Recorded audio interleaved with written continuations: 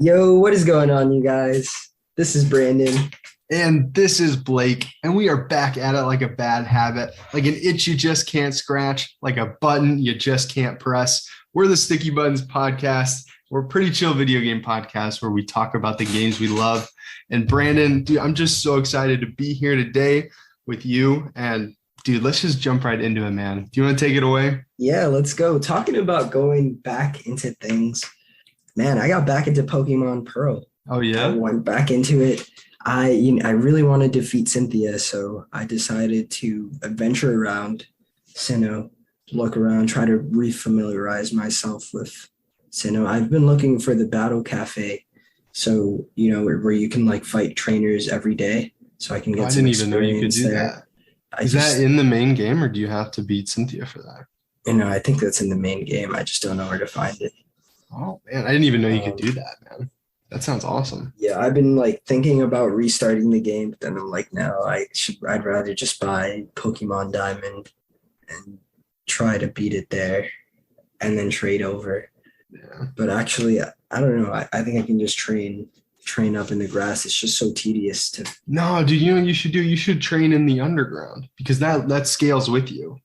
Oh, In the Grand Underground, those like caverns, yeah, they like scale with you. So like just fighting the wild Pokemon in that, you're gonna like it's gonna level you up so much faster. And you will probably like be able to chip away at the Pokédex and you might even catch a rare Pokemon, like a 1% spawn.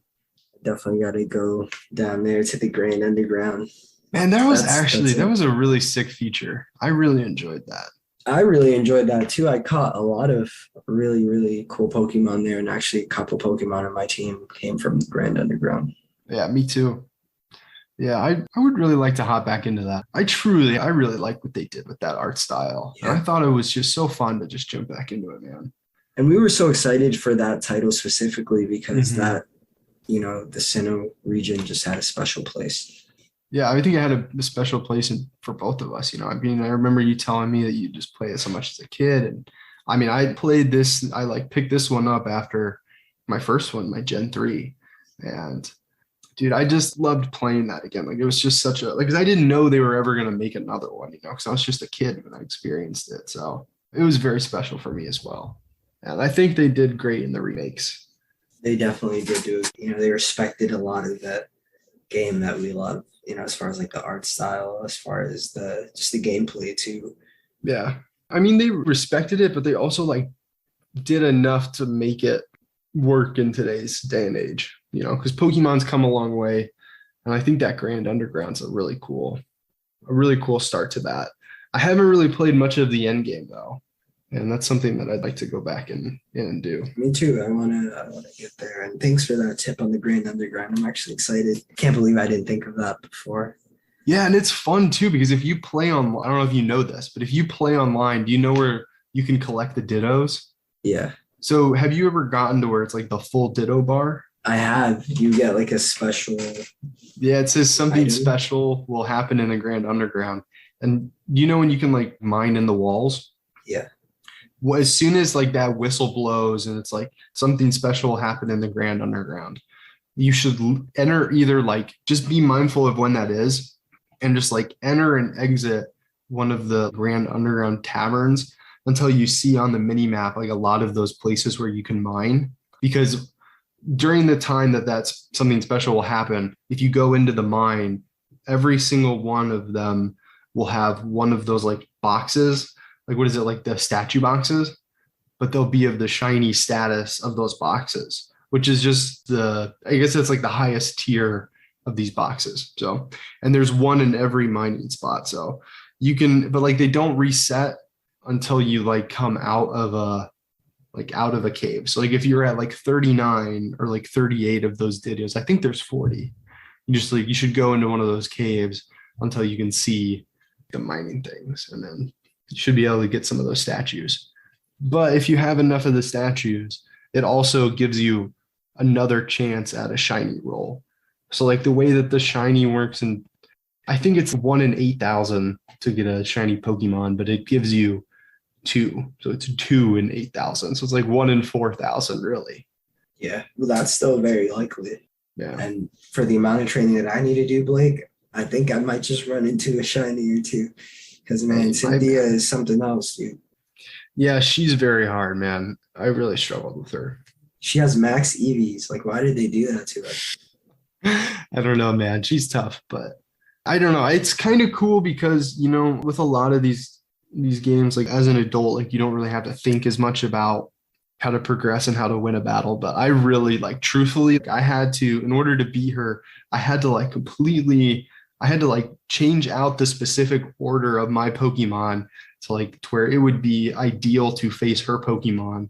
And then I had to also like make sure that I had different items that would help me get certain moves to work better. Like I think I don't remember what her first Pokemon was, but I think I had to make it so like it was my Cranidos that would fight her first. And I think I had to give him an item to where like one of the moves like gained more accuracy. Cause it's like, if that move missed, that whole try for me to beat, battle. It was over. Yeah. Yeah. And it definitely makes you think, like, as a trainer, my Pokemon, did I officially train my Pokemon? And then I think it's an introduction to a competitive scene. If you do some research, you might figure out like, well, there are Pokemon that it's the same Pokemon as my Pokemon, but it's a lot more effective because it's like, because of EV. Yeah. So I think that's kind of a really interesting thing about that whole Cynthia battle.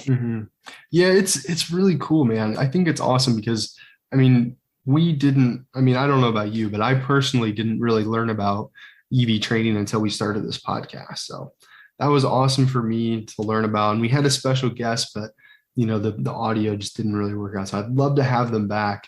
And hey, there's a new gen coming out with Pokemon Scarlet and Violet. So I'm curious to see what the Pokemon professor is up to there. I know he's definitely exploring.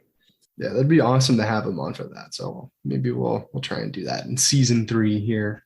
Try and get a special guest. Season 3. But let's go into one of your games, Blake. What have you been? Oh my gosh, dude. First off, I've been playing some great games, Brandon. There's a lot of great games out right now, and it's always fun to play something new. So the first thing I want to talk about today is a DLC that released for a game that came out this year. Okay. And I talked about it a bunch at the beginning of the years. I think this game came out in February, and it's OlliOlli World. Do you remember me telling you about this game? I do, yeah. Oh my gosh. Well, first off, I absolutely loved that game. Like I loved OlliOlli World, and they released a DLC called Void Runners. Yeah, so Void Runners, and oh my gosh, I was just so excited, man. Was so excited to just jump back into a game that I loved and a title that I really enjoyed, and it's just so exciting to return to OlliOlli World and to begin to play this DLC. And I hadn't really played in a while, but I jumped back in and I found I was able to just keep on going pretty much at the same pace that I was going. And there was something that I was really struggling with when I put the game down. There was this really sick crystal board, like skateboard, that I wanted to skate on, and I just couldn't unlock it. And that's the first thing that I did is I went and beat that so I could start this DLC, the Void Runners, with this dope crystal skateboard. That's awesome. Yeah, and it's awesome. It's really fun, and it's awesome that like just me picking it up again to buy the DLC, I had so much fun just getting back into it. So I think that just it just speaks volume to the game, man. I think I'm about to go into it a little bit more, but obviously I think super highly of this game and I really like it. But I want to set some context before I tell you about this DLC. So in the base game, there's this character called Mike, and he's one of your crew. And as you're going around Radlandia, he's like a total character, and he ends up being like a huge personality and one of my favorite characters in the game. And he has a radio show. He has a skate magazine. He loves ice cream and is obsessed with aliens and conspiracy theories. And he's just like so into these conspiracy theories in like a cute, novel way. And it's just awesome. And like he's just always like out searching for extraterrestrials. And he'll like say, oh, I'm about to go like search for some extraterrestrials. And in the base game, you actually do see some aliens. And it just so happens that Mike was following along this like conspiracy theory route. It was kind of like, oh, I read in this conspiracy theory magazine that if we go take this route over here, we'll be able to see some aliens. And it's like a branching path that you can end up doing both of these. But basically, it's like you and this current skate wizard who is Chevron. Like you and Chevron go and you guys do this like cool like skate route, and you end up seeing an alien. And Chevron's kind of like, because she's a skate wizard, she's like, everyone has to follow their own path. Like I think you say something like, oh, I wish Mike was here to see the aliens, but she's like, everyone's got to follow their own path. So anyways, that's just like the context from the main game. So basically with this DLC, it's called Void Runners. And what's new is that basically, I guess to like set the context of what's going on like in the story is you're the new skate wizard, you know, obviously you're the new skate wizard, and you come across these beings that are obviously aliens, and you talk to them, and they say that since you're the new skate wizard and your skate wizard magic is kind of similar to their tractor beam technology, that you should skate a route and go through their tractor beam to see what happens. And it sounds kind of like a trap, you know, but you're in Radlandia, you know, you're going skating. So you say, how could you say no to a challenge? And that's the tutorial for the DLC. And you basically do like a 2D skateboarding route with a bunch of tricks and jumps. And in it, they have their like cartoony alien spaceship, and they have a tractor beam, and you jump into the tractor beam. And it's really cool because it introduces a new mechanic, but it's like very seamless because it kind of iterates on a mechanic that's already in the game. So when you do a trick, you do that with your left joystick. You can do like a flick. Like if you flick up, that's an ollie. You can also flick down. That's another trick. Like flick at a different angle. That's another trick. And you can later on, you can do other things like you can flick and then rotate 45 degrees, 90 degrees, 180 degrees, 360. You can do 360, go back 45, 90, 180. So there's like a huge skill ceiling. And like, it's just so fun because there's just so many tricks that you can do. It's very fun and easy. But you don't really do, in the base game, you don't really do too much with the right joystick. And when you hit it, you have to do it when you're in the air, and it gives you a grab. And basically the grab, it's just like a way to add to your combos and to do more tricks, right? And when you're in the tractor beam, you do a grab on, which is on the right stick. It like you go in the direction that you're pointing on the joystick. So it's like super seamless. It iterates on like a mechanic that's already in the game. And it's just so easy to go from, okay, I'm just playing OlliOlli world to now, oh, I'm in a tractor beam. I have to like hold up. So like I do a grab upwards, and then I get like shot out of this tractor beam. So that's what happens. You just get like propelled. Mm-hmm. Yeah. So well, you carry your same momentum, but you kind of like float through the tractor beam, but you can manipulate your path in it. And it's really awesome. It works really well. And I just love that it's like so simple, but it just makes sense. And one of the challenges that you can do to like that, it's like an early on challenge that they kind of use to explain what's going on. Or I guess like, it's not really to explain, like you're through the tutorial at this point, but like you're just doing some challenges and you're playing around with this. And there's this one level where it's kind of set up in like a U-pipe, but there's like this huge tractor beam in the middle, and they're like beaming up different objects. So basically you have to take a jump, and then you're in this long tractor beam, and you have to save a farmer's cows that these aliens are abducting because their leader loves cows for whatever reason. We're assuming it's nefarious, but it could be innocent. And you have to like navigate through this long tractor beam and save these cows that are being beamed up. That's funny. And it's really awesome because cows. I know, but you can do like so many tricks inside the, like you can do like, and you can like rotate and just do so much stuff.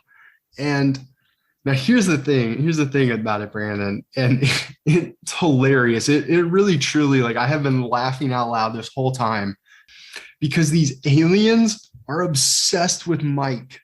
It's just so crazy because he has like this radio show, and the aliens heard his radio show and they loved it. And they don't even call you like human. they call you a Mike Bean. And so every time they talk to you, they address you as Mike Bean.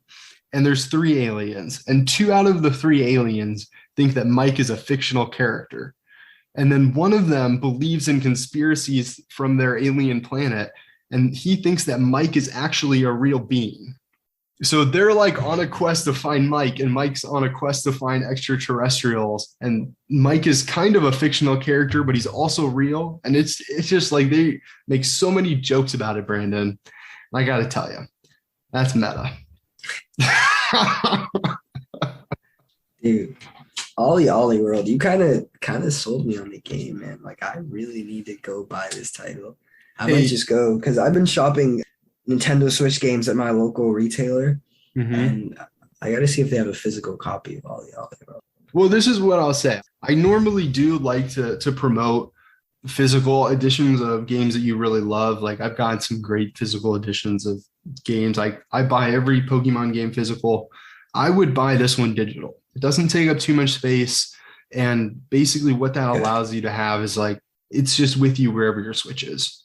And I had a long commute this past week, and I played it on the train, and it was awesome. And I do think that it's better to play with the controller on the TV, but just because like the joystick you use, both the joysticks and the triggers, like kind of simultaneously, and on the Switch, it's a little bit more challenging because your hands are spread out. But I actually did that really hard challenge that I had been really struggling with in handheld mode. So it doesn't really hinder you too much. And it is fun to have like that fun vibe with you when you're on the go. And a lot of the levels are very small and short. So I would actually say get this one digital, because then you can just have it with you on the go wherever, and you don't have to worry about it. I guess another example of a game that I do have the physical cartridge for, but I wish I would have had the digital, just to like put it in context, is Mario Kart. I feel like people play Mario Kart all the time. Like, you know what I mean? Like, it's a great thing to just pull out if you're with somebody that doesn't play a lot, or like if you're with family, like pretty much anybody. That's what I did with Super Smash Bros. Yeah. Yeah. So this is definitely one of those games. And oh man, it's just so fun, man. I think it's awesome that just like with the DLC, they introduce a new mechanic, and it's just a seamless evolution of the mechanics. And that's something that like happens throughout the game. I want to say, Brandon, it's done masterfully. Like, you truly start out with, you can only do one trick. And like, well, you can do all of the tricks at once, but they introduce them to you in tutorials throughout the whole game. So like, if you already know how to play OlliOlli World, you can just jump in and do everything from the start, but they have tutorials spaced out throughout the whole game that like give you more and more things to teach you. And would you say it's like very intuitive? Like, you don't like ever feel like it's a lot of steps? No. This is by far the easiest skateboarding game, because like I said, you can get through it by just a flick of the joystick. But if you want to get more into it, you can do a 45-degree rotation starting at any of 6 points. So like, if I start with the joystick at the top and go 45 degrees to the right, that's one trick. If I start at the top, like it's pointed at the top, and I go from the top to the bottom, that's another trick. But if I start at the bottom and go to the top, that's another trick. Or if I start at the bottom and go to the right or the left 90 degrees. How many possible combinations is there at any given time? There are so many, because I'll constantly, like I was playing this past time, and like every time you do a new trick, it says a new. And I was just like doing all these combos, and I just like ended up doing a combination I had never done before. And I've played like 20 hours of this game. Do you ever just like flick away, like just go crazy? Yeah, sometimes I do. Sometimes I'm just like, whatever. Like, I just, whatever happens, happens. I personally really like the kickflip. I think it's satisfying, because like the kickflip is just like you actually just flick it one direction. And I think that's fun. So actually the way it works is like, if I want to do like a more complicated kickflip, I flick it in that direction and then rotate it. Yeah. And it's seriously like, it's so easy for anybody to pick up, but it has a really high skill ceiling. So like, you can also, after you get a little bit in the store, you can unlock these online plays. And I try to compete, because there's a couple things that I want to unlock, and I have to like get further in the online play to unlock these items. And I'm just like, I don't know if I'm ever going to get there, because I'm hoping that they reward you with time and not getting some crazy score, because like I did a challenge online. So like the challenges online are really cool, because like you get in and you get put into a lobby, and that lobby lasts for 24 hours, and you have a very specific, it's like a new map, like a new route with like new jumps, and it's only live for 24 hours. You have like 24 hours to get the best score you can. And sometimes like I'll try it 3 or 4 times, try and get the best score I can, and be like, the person that's in first has like 4 times my score. But like there are also people that are like I'm very much in the middle, and like I was at the point where I could only make it to like 8 or 9th, and you don't get better, but like you do learn how to play the game better. So, but yeah, I just think it's awesome. I mean, like in my opinion, this is the best 2D skate game to ever exist. I think the art style is fantastic. It's so fun. You should absolutely get it, Brandon, because then you'd be able to see my scores and we could compete. So like, it's because we're friends on Switch. If you got it, Okay. you would not, like after you got through a level, you would automatically see what my score is, and it would just show you. So Okay. I gotta get it now. So you might on a couple, man. But yeah, OlliOlli World, Void Runners. And you know what's even better about this, Brandon? There's one more DLC coming later. And I think when you buy one DLC, I think you get them both. I'm not sure. But it's just crazy. There's another DLC coming, but wait, there's more, and it's just awesome. I'm super excited for that. And that can all be yours for the small price of like $24.99. That's OlliOlli World, baby. OlliOlli World, go get your copy, dude. That's a great title. Skating game. It's so fun, man. I think it reinstated my love for skateboarding games and like skateboarding in general. I actually have like been looking up like tricks in real life, like just like people doing like sick stuff on like YouTube. And I don't know. It's just such a vibe, man. I really appreciate it. I picked up a mobile game. I mean, this like style of game is it's awesome. It's just like you get into the flow state and you're just there to have a good time. It's easy to just like get lost in it. Feels like. Yeah. We've talked about a lot of games like that. Mm-hmm. But it's also like, man, the music is good and it's like so bite-sized. I think I talked about it originally when I was playing it. I would just play for like 30 minutes before work, and I would, be able to like do one route like 5 or 6 times and pretty much unlock everything. So that works really well for me, and that was really fun. So OlliOlli World. What do you have on the slate next, Brandon? I've been playing a lot of Call of Duty Vanguard recently. There's a new season that came out. It's a Mercenaries of Fortune. That's what it's called. Okay. Season 4 for Vanguard. I think they're nearing an end as Modern Warfare is coming out pretty soon. Okay. That's the new game, right? Yeah. I'm really excited for Modern Warfare 2. I'm pretty excited too, man. Modern Warfare 2, yeah. I guess like the trailers for it and like the marketing seem really cool.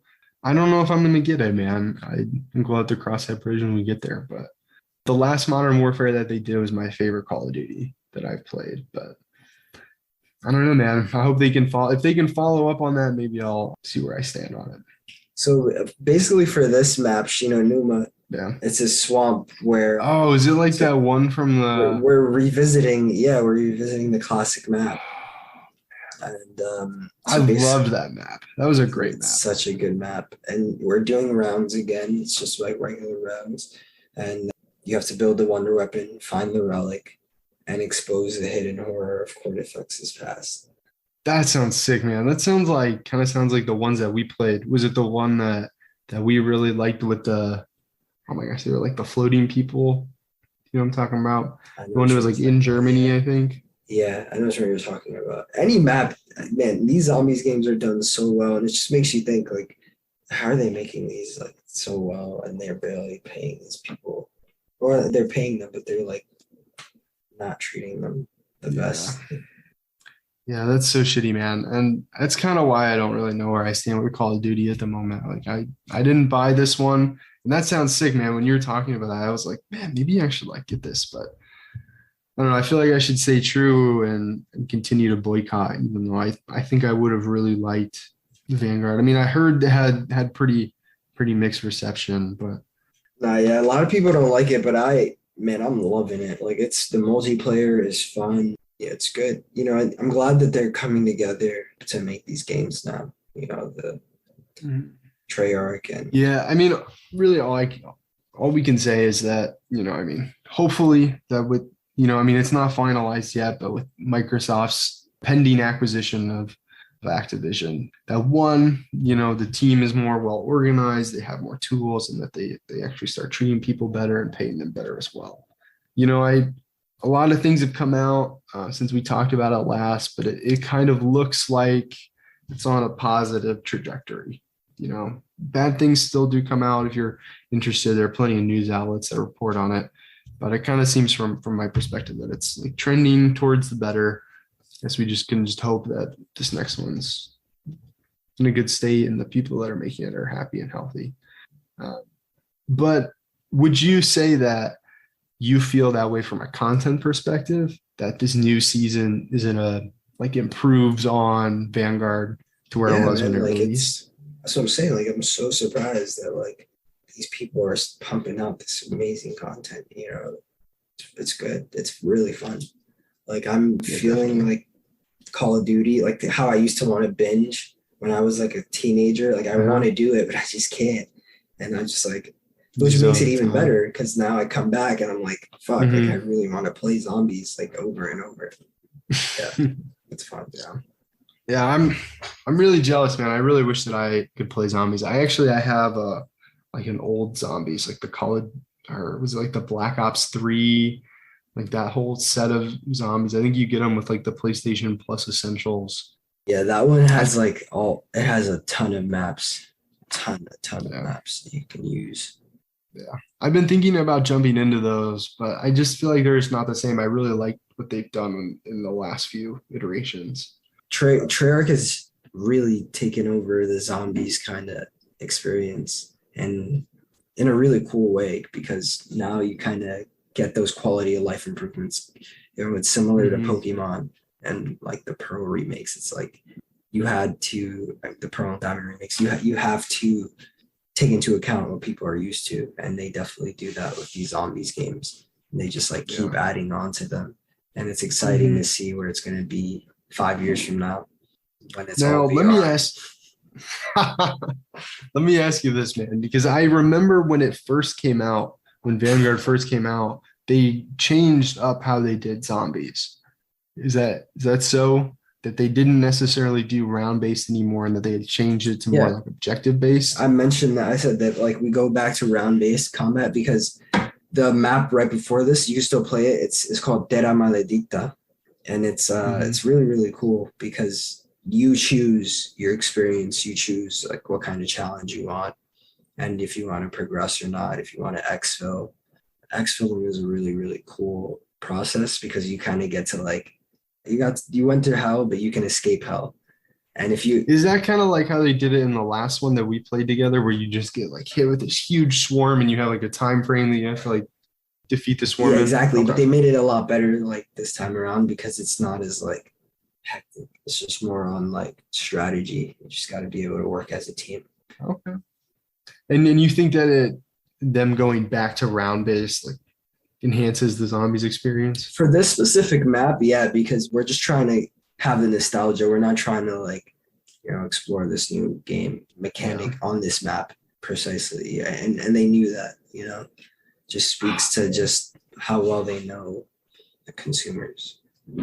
Yeah, man, that sounds really awesome. I mean, I really love that map, and that'd be so fun to go back to. You have to. Did you hear that? I have to. Dude, it's so good. I mean, I can lend you the title because I have the physical copy, so you can just borrow it and give it back. Actually, I bet that since it didn't really review well, I bet I could pick up a used physical one for probably not that much. Probably could. A lot of people are sleeping on this title, and I actually see myself playing the zombies in the future. I don't know. Modern Warfare is planning to do some zombies things. I don't think they are, but man, I see wish that they myself coming did back to zombies this. every time. I think Treyarch knew that they were going to, that they needed to support this, so they put the zombies in the Vanguard. Appreciate that. I really like the World War II guns. Like I think that's fun too. Man, yes, that's something that's really fun, especially when you're playing zombies, man. It just feels like it's just. I mean, that's the original. Man. It feels like like I'm playing on a laptop in middle school, like when I first got introduced to Call of Duty. It's an experience. Yeah, that's the awesome. Multiplayer has been as toxic as ever. It's what you would expect from Call of Duty. Oh man, I jumped into the old when they announced the new Modern Warfare. I jumped into the old one for a little bit, and I was just like, I had like, I don't know, for whatever reason, like when I played it, I muted everybody in the lobby, and I just forgot that you had to like do that manually every time you're in. And I was just like, oh my gosh, like I can't believe it. Like I was just like blown away. People were just saying some like the most gruesome, horrific things you hear, and I was just like, no, thank you. So. But hey, I guess that's Call of Duty. I hope that they get better with that in the future, But yeah, I mean, everybody should have a good experience with that. Yeah, and it's something. Truthfully, like when I was a kid and in middle school and high school, like didn't bother me. But now that I'm out of that a little bit, and I've matured, I don't fuck with that at all. Yeah, and I don't know. I'm actually, Brandon, to tell you the truth, man, I feel like I might not even enjoy the multiplayer of COD as much as I used to. And I think maybe why I'm like leaning more towards the zombies is that, I don't know, just like with everything that's happened in our world, in the past year or two, like I just feel gross, like popping heads, yeah. in this like hyper, and like things are getting more realistic than ever. No, yeah, that's a fair. It feels gross. It feels gross to me. Like I played so much of Modern Warfare, the last one, and then like jumping back into it a couple of weeks ago, I was like, ew. I don't know, like, because there's also I had like a gun with pink tracers, like my bullets had like pink tracers, and at the time I was like, oh, like this is silly enough, unrealistic enough for me to play it off, and I was just like jumping back into it. I was like, I don't know, man, I don't know about this. Oh, that's fair. That's a good point. It definitely is. Yeah, it's just something to think about. I feel like maybe we've changed a little bit. What do you think? You think we've changed it all, or have you changed it all on this? Because it's new for me. I try not to think like about that. Think about because it's a lot. If you start thinking that way, you could go down a really dark road. You know what I mean? And it's like yeah, definitely. It's just an argument that's always been there for me. Like my mom, when I first wanted to play these games, she would always bring up this stuff. Like, no, well, I guess I'm not really even saying it like in that way. No. I never feel like any violent after these. What I'm trying to say is like, I just don't want to ingest like graphic shit anymore. You know what I mean? Yeah, that's fair. Like, I mean, you don't have to worry about me. For me, like, I don't really mind it though, because like I've been watching The Boys, and that's pretty graphic. And it's just like everything is graphic right now. But like, yeah, I see what you mean from like that aspect. It's not graphic. Just thinking about like a school shooting like that. Yeah, no, that's when you start to think about that and just playing a video game, like it's just like it feels wrong, And from that aspect, I get it. Yeah, no, it's like super graphic, and I don't really think that leads to anything like that. Like I feel like if you're in that headspace, you definitely should not be playing a shooter in general or a violent game in general. You should probably go play some Minecraft or something. Yeah, definitely. I was just more saying like on the lines of like, because there's so many options nowadays. Like jumping into Fortnite, like it's so cartoony. It just feels like more wholehearted and fun than something that's like it definitely does extremely graphic. And what'd you say? Time left. Yeah. If you need help in any kind of way mentally after playing like an ultra violent game, like there are resources out there. Please seek some help. And if you're feeling like me and you just don't want to see all these graphic video games, check out a free game like Fortnite, or there's plenty of other like sci-fi and cartoony games out there that have the same mechanics that can scratch that itch. So, do you want to say anything on that, Brandon? Anything on that last point that we were talking about? Just the violence of the video games that are very prevalent right now. Yeah, I mean, would you say, when you say violence in video games that's prevalent right now, would you say like most video games that are coming out now are just very violent? Not really, because I think it's kind of just like whatever you choose to Consume. Yeah. And like I guess like a good example is Ghost of Tsushima. I loved Ghost of Tsushima. Like I thought that was so awesome. I loved role playing in that, loved having a sword, and like loved chopping up some people. And that was super graphic. But that just didn't bother me in the same way as like just like a COD. And like it's something that's new. Like it's something that like I'm struggling with now. Like I don't know, it's just like for whatever reason, now you know what I think it is? I think it's just like the contrast of Fortnite's cartoony or like Apex is like sci-fi. And there are just so many options. And like, honestly, truthfully, man, I'll just say it. I think COD's really fallen off. I don't think it's like, obviously we've talked about how much we like these games, but I think they've fallen off in past years, man. So like, I'm just saying that there's a lot more competition. Like there's other things that you could be playing. And sure. I think that like personally, I happen to the more cartoony shooters. Yeah, not as realistic. And it might just be I'm getting older. I don't have the appetite for that anymore. Or maybe, I don't know. I'm assuming that's what it is. Because I'm sure it's just as popular with the young lads. But I don't know. What are your thoughts on that? I definitely think you hit it right on the nail there with like just your interests might be changing. Because I definitely feel it sometimes. I'm just like not feeling the Call of Duty vibe, not as much as I used to. And you're right, there's a ton of other things that you could be playing. I think just in general now, we just have so much more selection. We have so much more availability. I mean, it's a great time to play video games, man. Yeah, man. We're just looking at the PlayStation Plus thing, and there are so many video games that I want to play. I'm just like, damn, I can't believe I didn't know I had access to all these things. Yeah, definitely, man. Like there's so many games, so many options, and yeah. And there's definitely a lot of violent games. I also wondered, something you had mentioned was kind of just like the grind of, or maybe not even the grind, just like the getting on COD and just like binging. And I think you said that earlier in the episode, and I like on that, like I just don't have that kind of time anymore. Yeah. I mean, I got a new job recently. I moved in with my girlfriend.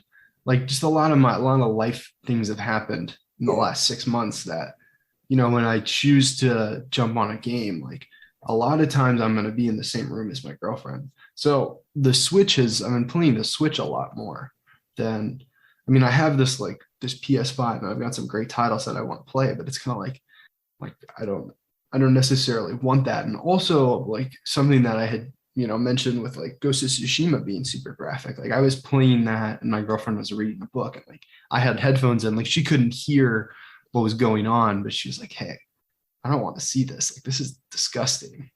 And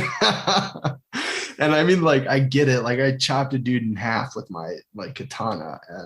And like there's just like if you hit somebody in the neck, like blood just sprays. And there were some things in that, like that game tackled some really heavy topics of like war and like what people will do, when they have power over innocent people. And God, some of the things at the end of that were just like, truly, I was just sick to my stomach. And like, I loved the game, but I was just like sick to my stomach of some of the things that they like forced on you. And I think that's kind of like a commentary on, war is awful, but also like you're playing this game where, it's super violent, like make you think about that. And I just feel like in that like very story driven parts, like it had purpose and it had its moments, but in COD, like you're just like, if you got a sniper, man, you're just like popping heads, and I don't know, it's just different to me. And maybe like I said, maybe I've grown, but I don't know.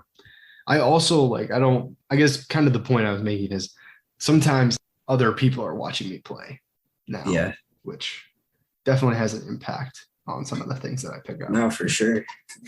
I can imagine just playing Call of Duty in a room full of people.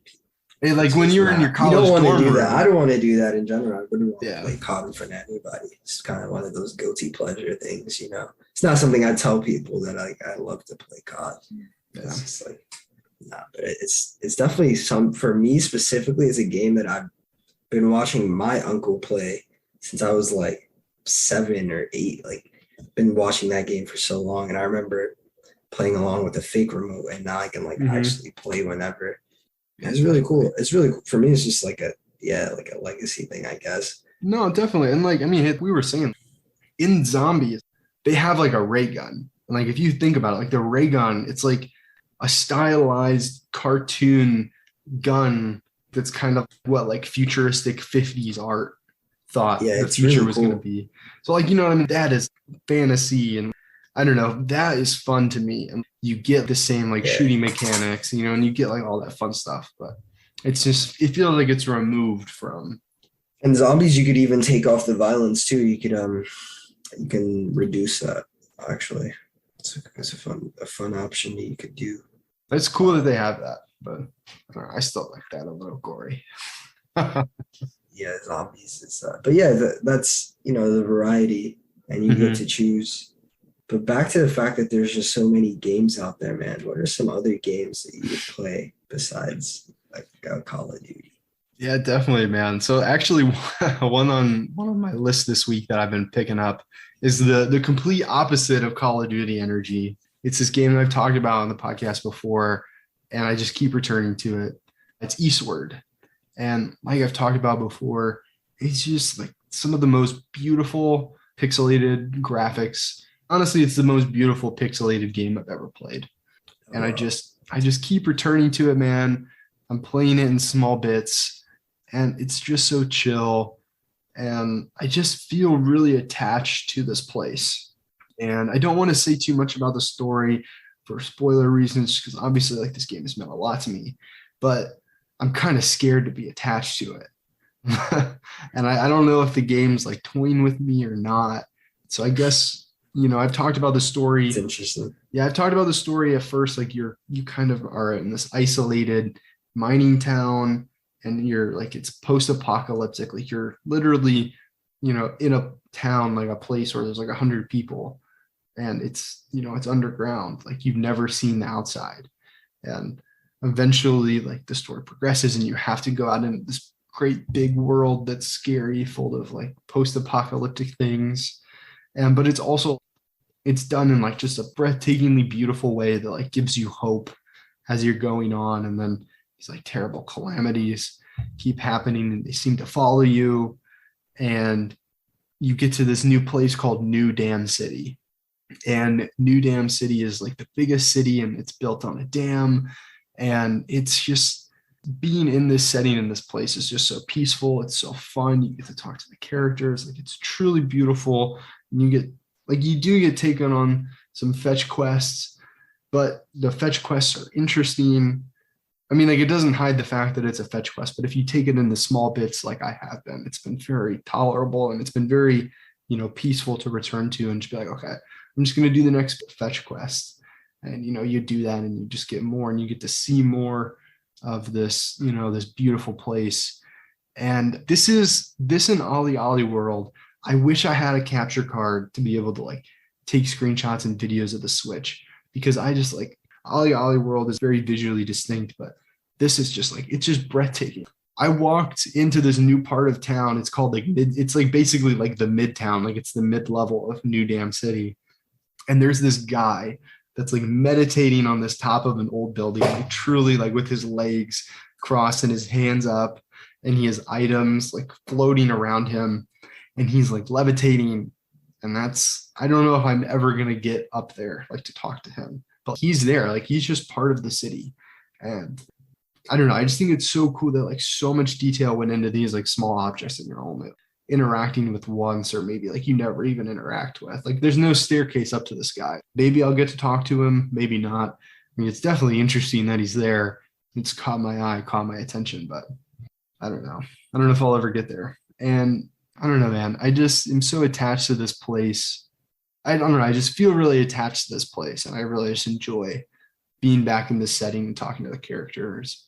like revisiting it and playing slow. And it was eating me up that I wasn't finishing this game, but I don't know. I'm just enjoying it so much. I'm cool to take it slow.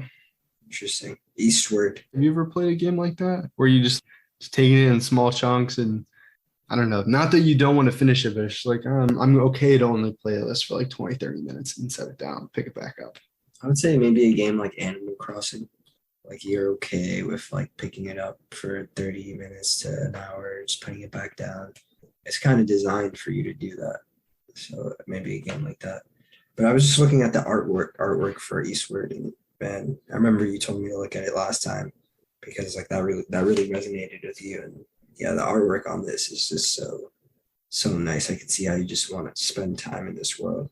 Yeah, absolutely, man. And like they keep introducing you to these like new places and they're just like so pretty. Like New Dam City is so damn pretty. Yeah, that is the very tip. That's the first thing you see in New Dam City. Brand just showed me a screenshot. But like that's the first train station that you see when you walk in. And like there's just a whole vibrant place. And I don't know, it's so cool. It's so awesome. So if you're looking for a chill game that has like just like truthfully beautiful graphics, like check out Eastward. And what about you, man? Have you been playing anything else? I have. I've been playing this really, really interesting game made by one of our favorite developers here, Bethesda, or rather publishers, Bethesda. And man, it's really, really fun. It's an action adventure game and a role-playing game. And single player. Basically, there's this mist that is released on. What's the game called? It's called Ghostwire Tokyo. Oh shit. Okay. All right, no, keep going, man. Keep going. So basically, it's like this mist that gets released on the whole city of Tokyo, and it's killing people. It involves a ghost hunter named KK and the disappearance of the population of Tokyo. Is it kind of like the Rapture? Like kind of where like everybody disappears at once except you? No, kind of like people are disappearing a lot. You kind of need to figure out, okay, what is happening here? Like, how am I going to save Tokyo? And it's really, really cool. It's a world of its own, man. And it gives me BioShock vibes. Like the way that you play, it's very, very similar to BioShock. Have you ever played a BioShock? I have not played a BioShock, but I was really into like the marketing for this game and I almost bought it, but I decided that I was, like maybe pick it up when it came on sale. So I actually am a little bit familiar with this game. That's how I picked it up too. It's on sale at GameStop. I think it still is. I bought it for like $23. Oh man. Went down from 60 to 23. And I think it's definitely a title that's worth $60, man, because it's just the way it plays. It's really nice. It runs on the Unreal Engine. So, So you kind of like, you use like magic, right? To fight off demons. That's kind of the whole premise. And so there's this one really cool part. It's like super satisfying on the PlayStation remote where you have like these 3 lasers that you basically have to collect the soul of this thing you just defeated. And the 3 lasers kind of like hone in on the person and then rotate. And then like eventually you kind of just pull it. And it's really, really cool. Just like the little attention to detail that they did with just game mechanics and fighting and how you interact with the world, with the environment. Yeah, definitely. It's really, really fun. The story is very entertaining. So how do you actually use the magic? Is it like you're just like pressing the X button or like L2, R2? Okay, so it's kind of like you're using the triggers. Okay. You're using the triggers, yeah. Now, how does it feel when you're doing that? Like, are there some that you need to charge up, or are there some that just like shoot really fast, or is it only like you've only unlocked like 1 or 2, or is there like a skill tree? Like, how does that work? Like, do you know how you progress and get new ones, but also how does it like feel?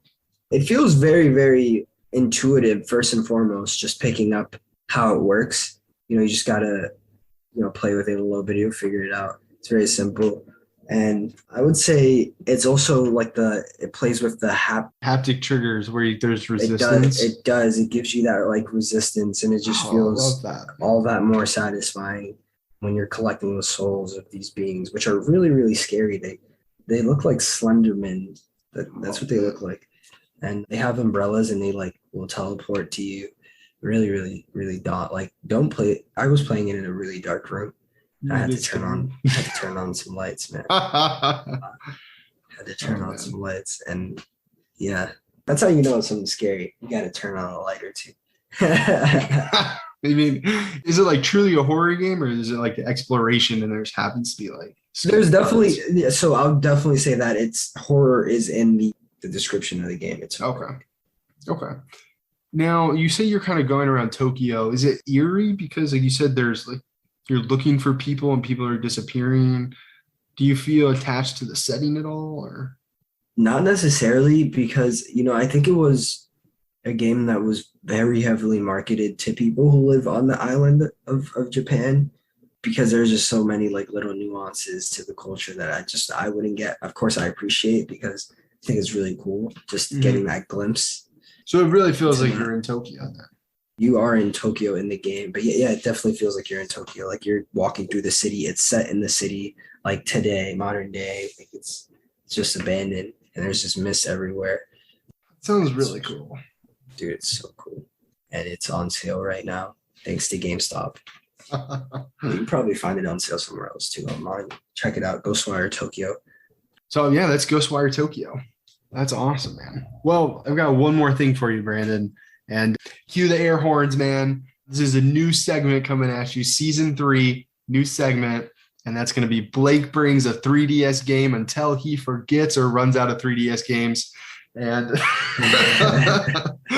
I'm super excited about this, man, because I have a ton of 3DS games that I picked up before the eShop closed. And I've been kind of playing through a few of them. And I went on a vacation and I took my Switch with me, but I did not take my Switch out of my backpack. I only played my 3DS. So I felt like I went back in time a little bit. And I feel like I extra went back in time because I played a remake of a game from my childhood. I played the 3DS game Pokemon Alpha Sapphire. Oh man, that's a dude. That's a Yeah. throwback. I'm really excited to be playing this game. Like we talked about earlier in the episode, Pokemon, the third generation, which was Sapphire, Ruby, and Emerald. Those were my like first introduction to Pokemon. I just loved Pokemon at the time, and it just feels awesome to get back into it, especially because it's like summer. It's big summer vibes out here, and I just feel like as a kid, like you just had more time to play video games and like traveling in the summer with my Game Boy, playing Pokemon Sapphire. It just felt, I don't know, I just like did that like for years. I would always take my Game Boy, always take Pokemon Sapphire, and it would be like a namestay, whether you're like traveling or just hanging out anywhere, like in the summer, even at summer camp. Like, oh my gosh, like I just loved having my Game Boy and Pokemon Sapphire. So to be able to like play that again on my 3DS is just awesome. And it's like it's a remake, so it's a lot more fun. And that was one of the first games that I picked up when I got my 3DS. And I played it last summer. Like I started it last summer. I don't even know what it was, but it's like the Pokemon home version for the 3DS. I started the game over 3 times, like gave myself the 3 starters and started my journey with 3 starters and made the triumphant return to the Hoenn region. And I just playing through it and I'm having a great time. I'm changing up my team a little bit here and there. And oh my gosh, it's just so fun. It's definitely like that nostalgia trip, but it's also just like, it's just a great game. It's fun to go back into and play, especially in the summer. A return to the Hoenn region, Hell yeah, man. a blast from the past. Man, I want to just go back into the Hoenn region like 10 years from now. And it's like, Oh my gosh, I bet it's gonna be awesome. there'll probably be a way to simulate it with my virtual headset. Just get in there. Dude, I actually about headsets. I have a funny story. I went to the barber shop recently and my barber was playing, like he's punching the air. He has like a headset on his eyes. I'm like, dude, this guy is so cool. And I asked him, like, what are you playing? And he was like, oh, I'm playing the zombies game. And he showed me this clip where he like tapped on a bus with a machete and he got the zombies' attention, which was really cool. He interacted with the environment like that. And I thought that was just really awesome. Oh, that's sick. Yeah, man, VR. That's where we're headed with gaming. That was so cool. and the game didn't even look good. It's just like the mechanic. As far as like graphics, you know what I mean? Like, No, I know what you mean. It Yeah, just like- sounded funny. yeah, Yeah, the game looked like shit, but it's in VR. it's in VR. Like just the way you can interact with the environment is like that's awesome. That's dope. That's where we're headed for sure. 'Cause that's so cool. It's that little thing. You brought up VR twice on this in this episode. You have something you wanna tell me? You wanna grab the box from behind you or something? He reached back. I thought he was actually gonna grab a VR headset.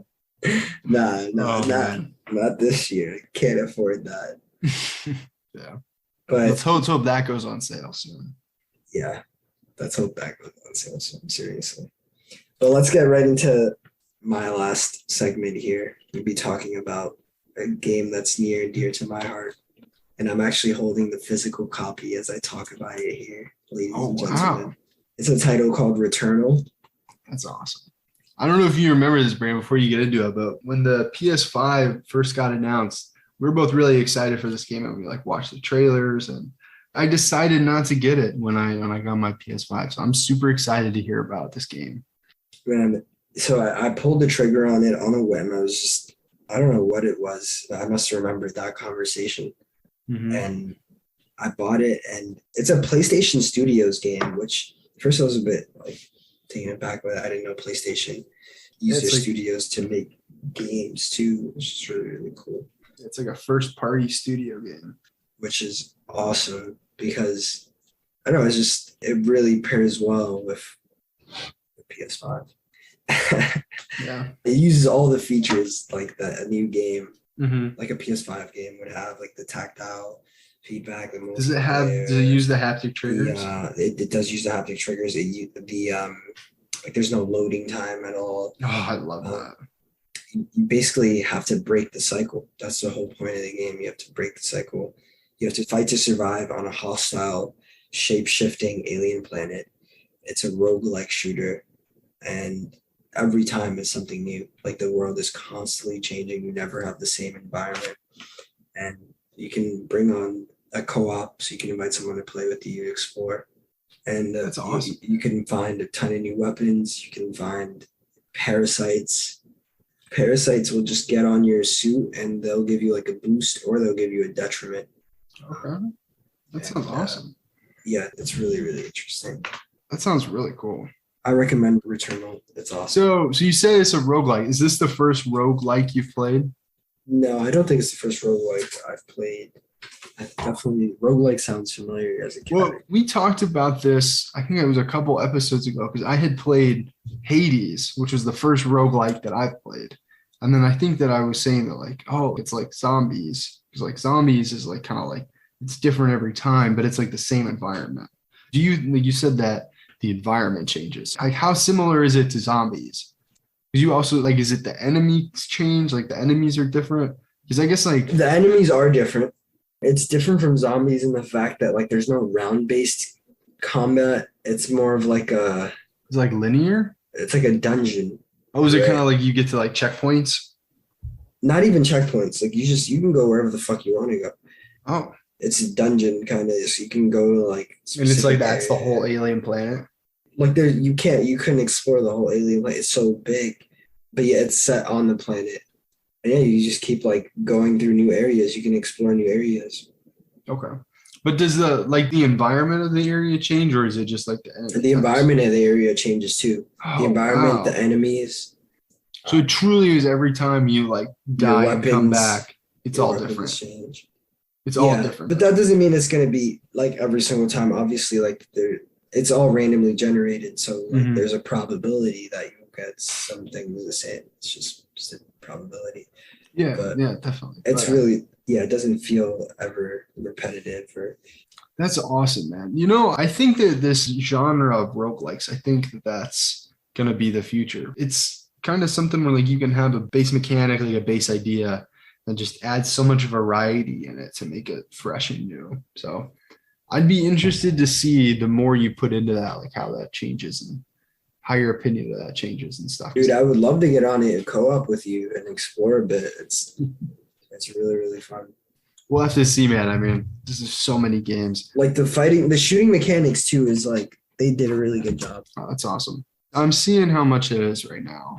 These aliens are ruthless, man.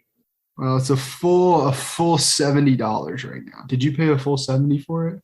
I did. Damn. Wow. I really, yeah. I'm at my way. I'm gonna add it to my wish list. I really wanted the title for some reason.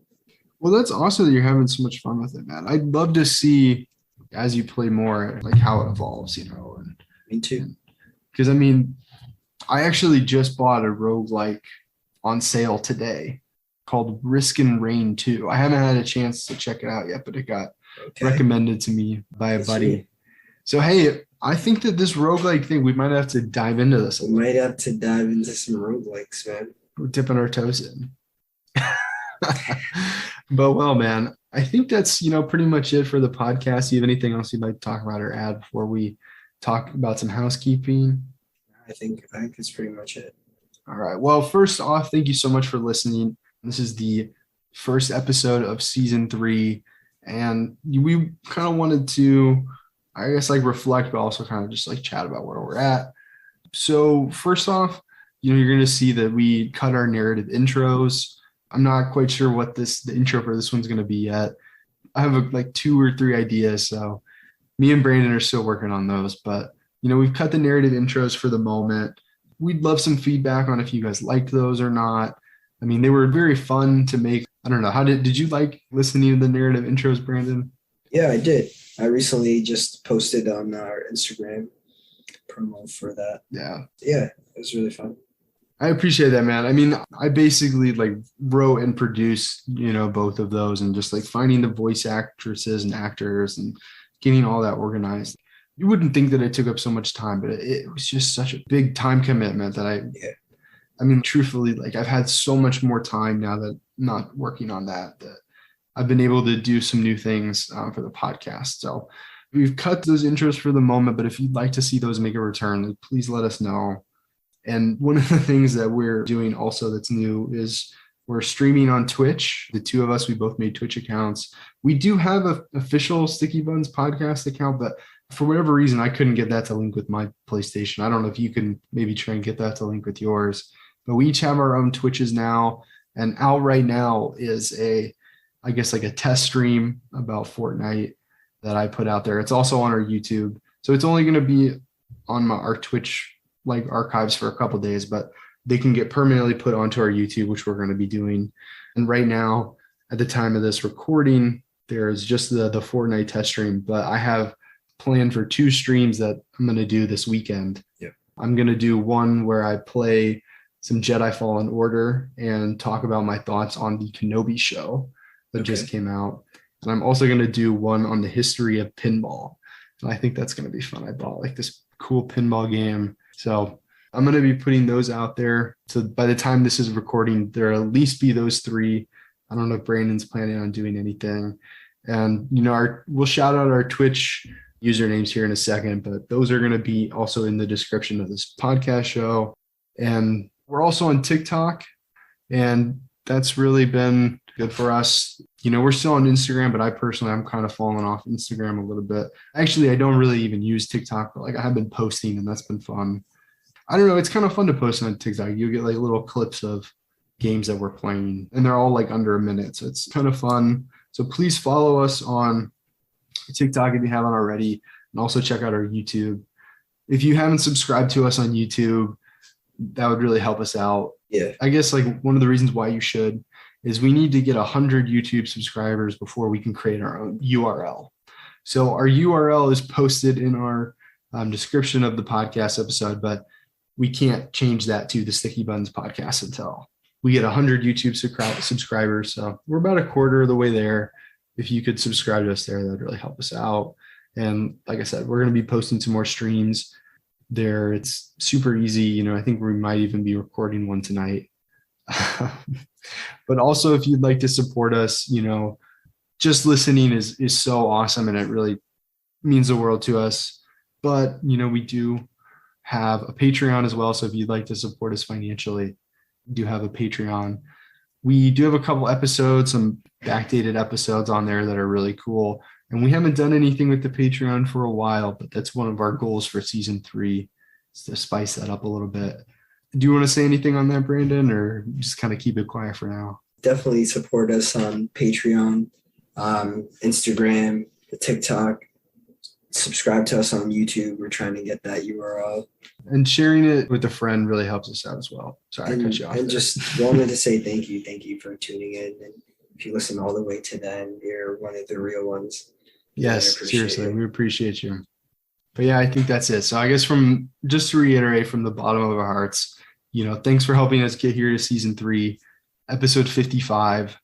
And oh yeah, I'm just so excited, Brandon. Every time I feel like whenever we have these kind of chats, we're always like, we're just so excited for where we're going. But, I think that me personally, I feel like we've grown so much as a show and just as individuals since we started this almost 2 years ago at this point, which is kind of crazy to think about. And it's grown so much. It's taken a life of its own, honestly. Mm-hmm. We're really proud of it. And thank you so much for listening. Thank you. All right. Well, I think that's it. That's a wrap. We'll see you in the next one. That's all, folks. Peace in the streets.